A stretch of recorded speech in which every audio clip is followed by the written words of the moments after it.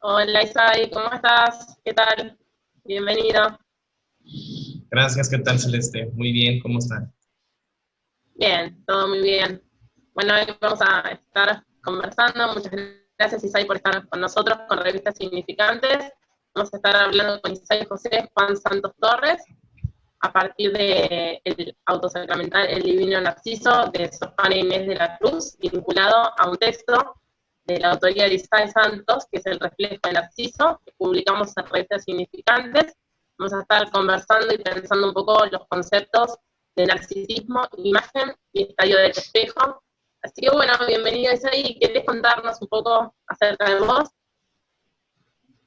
Claro, pues primero que nada, pues muchísimas gracias por la invitación, por la oportunidad de hablar de todos estos temas que nos incumben bastante en nuestros ámbitos.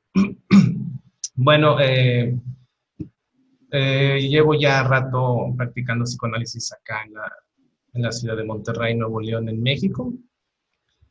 Y todo este trabajo surge a partir de la invitación de una amiga, colega, que pues me propone participar en un congreso de psicoanálisis como parte de las actividades de la ARPAC, que es la Asociación Regiomontana de Psicoanálisis, acá de este lado. Y pues bueno, la propuesta surgió por el trabajo y era hablar sobre los temas del narcisismo en psicoanálisis. Entonces, bueno, pues se llevó a cabo este ensayo que posteriormente también tuve la oportunidad de publicar en la revista. Y la idea surgió a raíz de una noticia que me pareció muy cautivante. Fue en el mes de febrero, el año pasado, el 2019, en donde se habían encontrado unas pinturas, principalmente una pintura en el atrio de uno de los atrios de Pompeya. Y bueno, pues resultó que esa pintura es de Narciso, ¿no? Ya me pareció muy interesante partir de esta idea porque después del derrumbe, de todo lo que ocasionó el cataclismo de Pompeya, ¿no? La explosión y demás, tantos años que transcurrieron y se descubre o se redescubre esta pintura, ¿no? Y al hablar de una pintura y vaya más de Narciso, pues era inevitable considerar la belleza de este acto, ¿no? De pasar del tiempo, de sobrevivir a la catástrofe, al desastre, y que la belleza aún permaneciera oculta. Y bueno, ¿cómo se puede asociar este acto con la práctica en el psicoanálisis, ¿no? Cuando llega un analizante y expone su angustia, sus pesares, sus temas, etcétera, y al final del recorrido debe de haber algo oculto, algo bello detrás de todo el desastre. Posteriormente me topo con la obra de Sor Juana, la del Divino Narciso, y esto le da todavía pues más poder, más, más auge a todo esto del tema, porque ahora no nada más se está hablando de la belleza en la pintura, de la belleza en una imagen, sino también la belleza en las palabras. Me parece que Sor Juana da con el reflejo de Narciso a través de las palabras. Su escrito, su auto sacramental, refleja la belleza de toda la tragedia, la leyenda, el drama de Narciso, ¿no? Entonces, pues bueno, partiendo de ahí, se efectuó este trabajo y pues bueno, ahora acá estamos para hablar de ello. Qué interesante, Isabel, cómo conectás lo que es un hallazgo arqueológico, ¿no? En primer lugar, las ruinas, luego el hallazgo arqueológico, lo conectás después con lo que sería en la clínica, algo de encontrar lo bello, ¿no? Y luego con la palabra. Es interesante escucharte cómo vas hilando esas conexiones. Por eso digo, ¿no? Leyendo el artículo, pero después escuchándote, este, es interesante la hilación que haces. hay una cita que haces de Freud en tu artículo, que es esta cita de que la estrecha habilidad de su muela, hablando del poeta, ¿no? Se recluye su alma toda, dice, ¿no? Y te preguntaba, a partir de lo que venís comentando, cómo lo relacionás con esta frase. Bueno, primero tendría que comenzar también hablando un poco sobre ya ahora sí el concepto de narcisismo, de narciso en el campo del psicoanálisis. Por lo general se tiende a la opinión popular de asociar el narcisismo con una estructura clínica o también como parte de algún síntoma o el reflejo de una parte de la personalidad de algún sujeto, ¿no? Inclusive muy, muy sabido, muy escuchado estos rasgos narcisistas en ciertos personajes históricos, ¿no? Pero acá en el psicoanálisis me parece que también tiene otras vertientes interesantes que abordar. Y, por ejemplo, en esta cita que menciona de Freud, habla del narcisismo como parte de una pérdida. La pérdida y el dolor, tanto en el cuerpo como en la subjetividad. Y esto lleva también a que entonces el narcisismo es parte de la subjetividad, ¿no? No tanto o va más allá de una estructura o de algún rasgo de personalidad, por así decirlo, sino acá podría ubicarse como parte de la subjetividad de cada sujeto y que, bueno, tiende también a asociarse con el dolor y con la pérdida, ¿no? Y en esto mismo, eh, bueno, empieza también desde la infancia, venía hablando tanto Freud como Lacan, en especial Lacan citando esta parte del estadio del espejo, el reflejo de la imagen, en cómo en la infancia, pues, el infante, el niño, se precipita hacia su propio reflejo frente al espejo, en donde va cayendo en cuenta de su cuerpo, de estas partes fragmentadas, que en una primera instancia, pues es por lo general la madre, ¿no? O es este otro con mayúscula quien le orienta a través de la palabra, lo cobija para que vaya captando todo este mundo que ve a través del espejo y de la imagen. Y bueno, es ahí también en donde comienza la primer pérdida, ¿no? La pérdida de esta imagen al captarla y que este otro pues también va designando. La historia de Narciso encaja totalmente con todo esto, ¿no? Es la historia de este personaje que al verse en el reflejo del río, pues por su belleza queda encantado, queda enamorado de su mismo reflejo, tanto así que se precipita hacia él y luego pues muere, ¿no? Deja como su legado esta flor de Narciso que lleva su nombre. Y es ahí donde se juega tanto el amor, el dolor, la pérdida, en el narcisismo. Acá también me parece fundamental de hablarlo, de tratarlo. Es lo que hace Sor Juana en la obra del Divino Narciso, porque ella trata la experiencia de Narciso, o la retrata, mejor dicho, también como una manera de explicar o de enseñar el nuevo sacramento. Recordemos o tengamos en cuenta que pues, Sor Juana era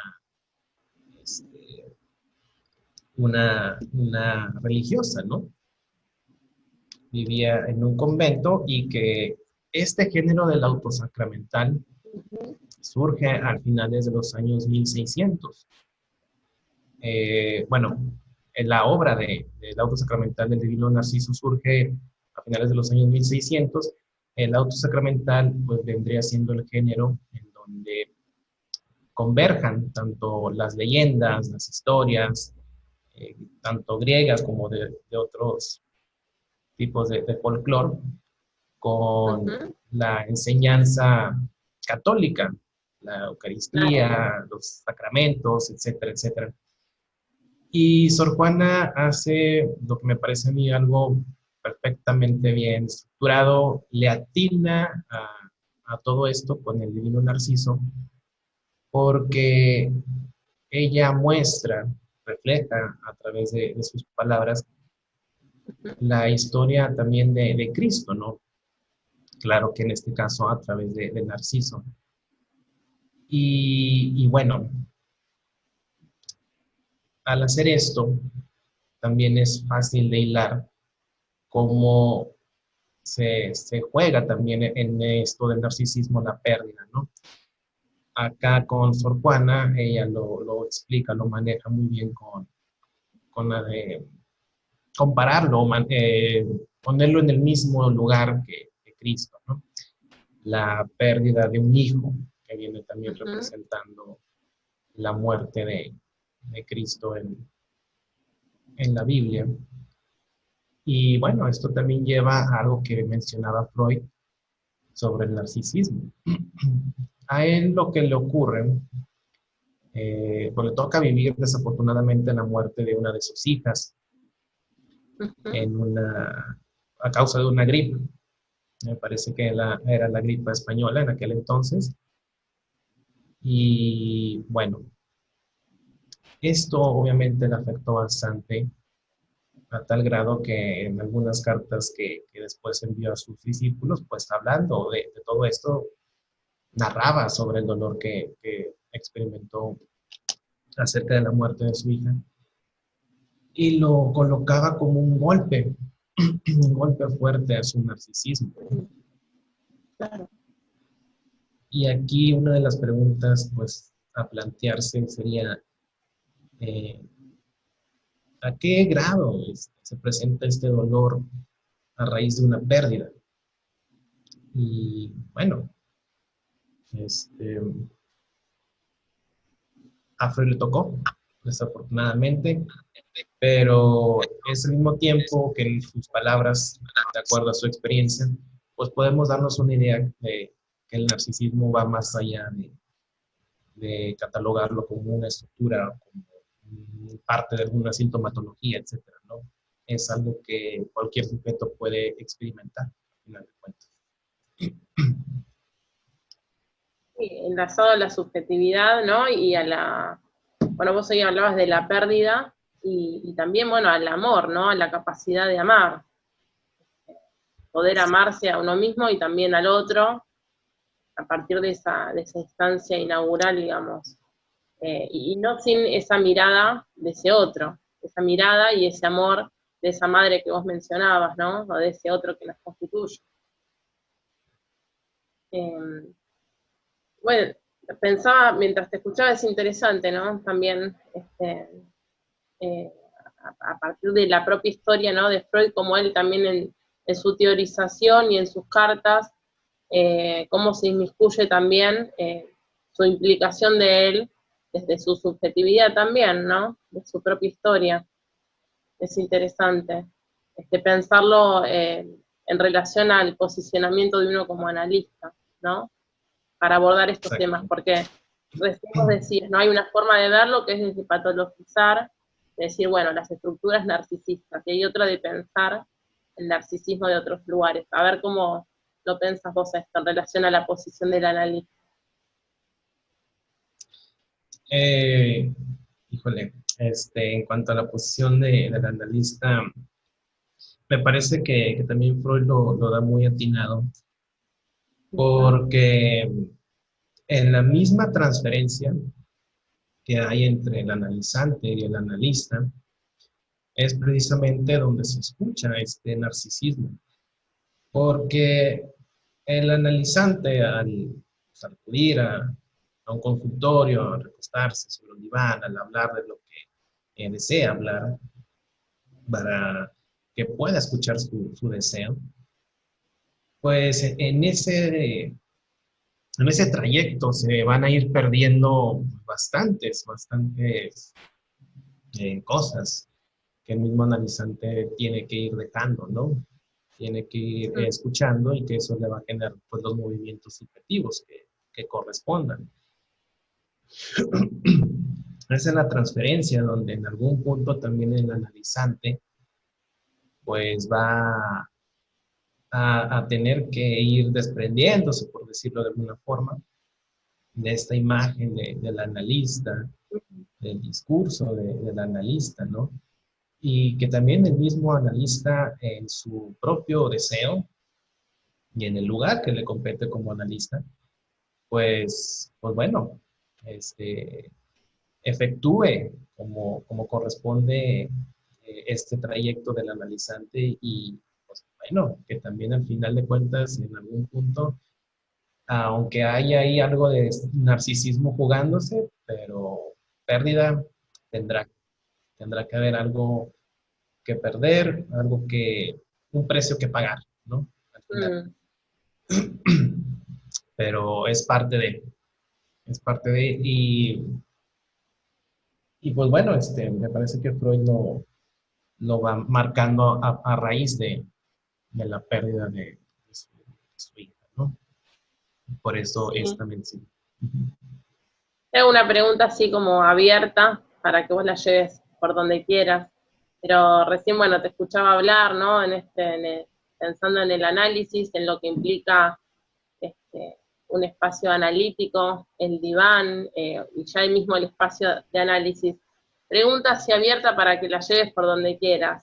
Ajá. Este, ¿Qué crees o qué pensás que hay detrás de la mirada de un analista, de un psicoanalista, o de vos como analista, cómo pensás a partir de tu propia clínica que hay en la mirada del analista? Bueno, la mirada del analista es precisamente lo que comenzaba por mencionar como el deseo del analista, ¿no? O partiendo del deseo del analista, en donde pues precisamente al igual de cierta manera se puede escuchar en aquel entonces, en la infancia, pues en lugar del otro, ¿no? O el discurso de un otro que frente al espejo pues fue compactando, reuniendo estas piezas fragmentadas del cuerpo en un momento. Entonces la mirada del analista se tiende a escucharse también dentro de este mismo marco. Uh-huh. Y que también, pues bueno, es natural o es de esperarse, mejor dicho, que por eso hay una transferencia, que haya esta asociación con el primer momento frente al espejo y que la mirada del analista funja de cierta forma o que en algún momento el analizante la asocie con aquella mirada de ese otro que en ese entonces, pues bueno, también hubo de hacer estas modificaciones en la subjetividad de aquel niño, ¿no? Entonces es el amor en la transferencia y que pues desde luego que ocurre también en el consultorio. Al final pues el deseo del analista pues también tiende a estar en la mirada de ese analista, ¿no? A jugarse en la mirada del analista. Tal vez también pueda asociarlo con aquellos eh, asuntos o situaciones, mejor dicho, en donde llega al consultorio un sujeto que luego busca convertirse en analista, ¿no? Mm. Después de su recorrido o de su experiencia Interesante. analítica. Uh-huh. Y bueno, al tener esto fijo como un deseo, parte de su experiencia o trayectoria, comienza a fijar un camino. Y bueno, es ahí donde su propio analista se vuelve también parte de ese camino, de esa trayectoria, a tomar el lugar de un analista. Y bueno, también de ahí surgen estas ideas de las escuelas o la formación en una escuela psicoanalítica. Si el sujeto que va a un análisis pues le toca ser analizado por alguien de la escuela freudiana, de la escuela de Melanie Klein, de la escuela francesa o lacaniana. Entonces, pues bueno, de una u otra manera también ahí se está jugando el deseo del analista, porque la trayectoria que este analizante va siguiendo, pues tiende a ser la misma que el mismo analista. Sí, ¿cómo pensás la cuestión del narcisismo del analista? No sé.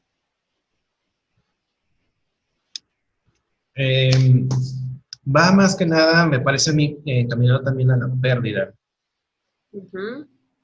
Al hacer o al guiar este análisis del analizante, el analista también, pues, tiene que lidiar con este narcisismo, con la pérdida de un analizante, que en Mm, algún punto este analizante va a terminar su análisis, ¿no? claro. Y ese es, pues vaya, ese es el meollo del asunto. Para eso está el analista.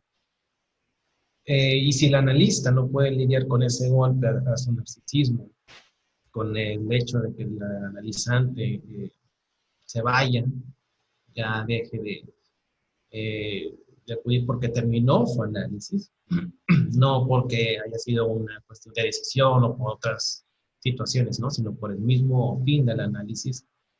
Pues bueno, entonces lo menciono también porque son casos que se pueden en algún momento estudiar o escuchar, ¿no? En la misma comunidad, en donde si el analizante no acepta este golpe a su narcisismo, bueno, también puede llegar a ciertos estragos, ¿no? O inclusive lo que se menciona por acá, lo que viene siendo la contratransferencia, ¿no? Bueno, veníamos pensando entonces en narcisismo, bueno, del analista, el narcisismo como constitutivo de la subjetividad, de la mirada del otro, la imagen, el amor. Volviendo al autosacramental de Sor Juana Inés de la Cruz, ¿no? Está conectado, ¿no? Como de alguna forma también. Eh, ¿Cómo pensás que puede aportar, digamos, o transmitir, o qué, o sea, cómo podemos nosotros los analistas, a partir de la lectura de este texto, bueno, que vos trabajás, eh, ¿qué nos puede aportar para pensar el amor? Bueno, primero que nada, hay que escuchar o leer el texto Ujú. desde una perspectiva, desde un lugar en donde podamos no verlo o como un texto para analizar, vaya. No es una Ujú. cuestión de, vamos a ver los personajes, vamos a estudiar los personajes, vamos a estudiar las situaciones y el por qué ocurren y llevar a un análisis a todos estos personajes. Eso no sería lo enriquecedor de la experiencia de darle lectura a todas estas eh, partes que conforman la literatura, y no nada más en la literatura, también en la pintura, por ejemplo, Claro. en la música o en la danza. No aplicarles el psicoanálisis. ¿Perdón? No aplicarles, digo, el psicoanálisis, no psicoanalizarlos. Exactamente, exactamente. Y eso también lo hizo el mismo Freud, ¿no? Ujú. Partió de las obras griegas y no poniéndose en este lugar de voy a psicoanalizar o voy a estudiar estos personajes y lo que les pasó para luego dar un diagnóstico o armar un cuadro clínico, ¿no? Sino darle la lectura que le corresponde y tal vez aún más teniendo en cuenta que estos autores, inclusive, de alguna u otra forma ya llevaban una pizca de lo que vendría siendo el psicoanálisis, ¿no? Claro, sí, sí. Sor Juana lo refleja perfecto, al menos a mi parecer, porque efectivamente, ya sin haber tenido estos estudios o algún paciente o algún analizante, ya hablaba de este tema, tomando a los griegos, claro, pero llevándolo un poco más allá con la cuestión del amor y de la imagen. De hecho, si me permites, puedo ¿Mm? leer un fragmento, me parecería genial para ilustrarlo, ¿no? Sí, sí, sí. Muy bien. Aquí, de hecho, tengo el librito.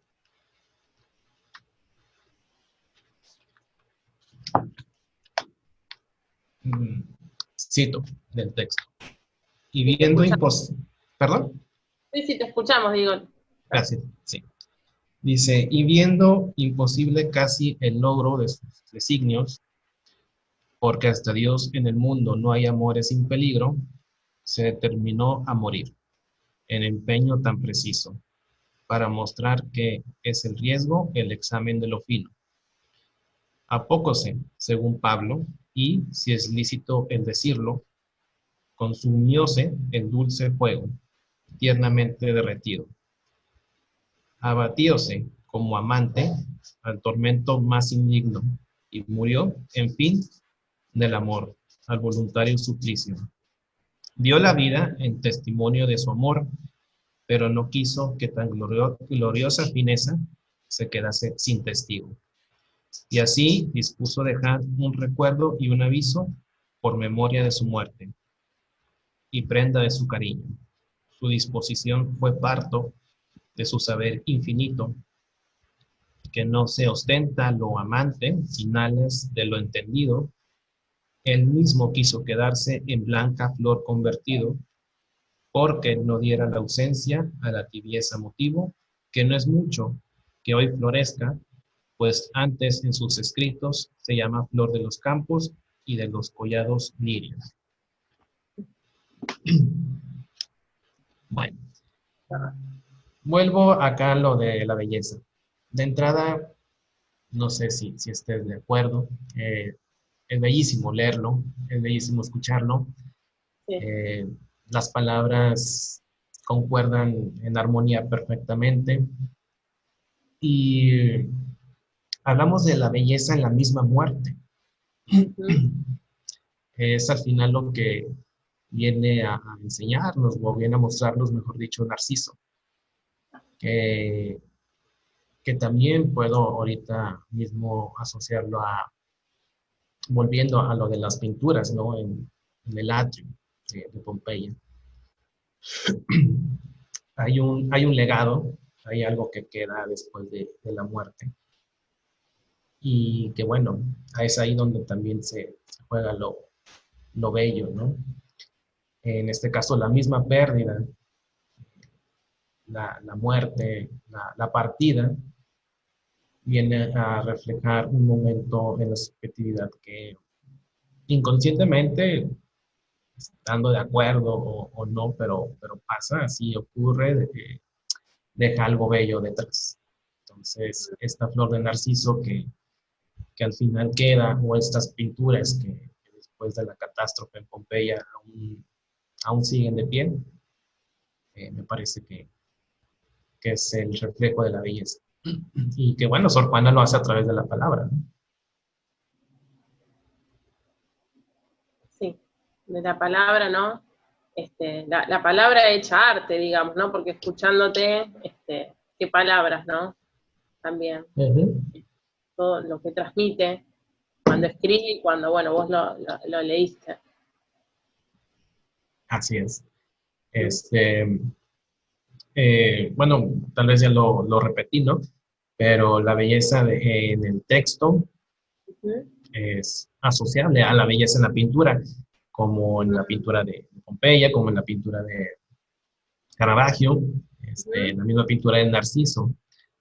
Eh, en esta mirada, en este juego de miradas, de cómo observar, de cómo ver la pintura, de cómo leer a Sor Juana, no nada más se abre todo el telón para la obra, para hablar de la belleza y de la muerte, sino que también se ve, se escucha. Bueno, pues ahí, ¿te parece en este punto dejar abierto, invitar a la obra, al Divino Narciso de Sor Juana Inés de la Cruz, invitar a a leerlo, a los que nos están escuchando, dejar abierto ahí para seguir haciéndonos preguntas, seguir pensando y construyendo. Te propongo que dejemos ahí, en este punto ahí como suspendido para invitar a la lectura y a seguir preguntándonos, ¿no? A seguir pensando estos temas. ¿Qué te parece? Sí, claro, por supuesto, es una obra maravillosa, en verdad, muy bella, muy bonita, y que bueno, acá pues lo quisimos transmitir desde un lugar, un punto también con estos temas en psicoanálisis, pero en general es una obra que cualquiera pudiera disfrutar. Sí, bueno, y así también invitar a los que nos están escuchando a leer tu artículo que publicamos en la revista, El reflejo de Narciso, así que bueno, también interesante, como decís vos, más allá del psicoanálisis, pero también que nos posibilita pensar y teorizar, no desde el psicoanalizar el texto, pero sí, como decís vos, tiene ya algo de psicoanálisis dentro, ¿no? Lo bello y también a la vez está ahí, está la imagen, está la pérdida, el amor, el narcisismo ahí en juego también. Así que, Muchas gracias. bueno, gracias Isai a vos por esta conversación, por la lectura, un placer escucharte y un placer este diálogo. No, al contrario, muchísimas gracias a la revista Significantes, a ti Celeste por la invitación, por el diálogo, y pues cualquier tema, pues ya está, con todo gusto. Bueno, muchas gracias Isai, bueno, estamos hablando y muchas gracias. ¿Sí? Bueno, Gracias, saludos desde México. saludos.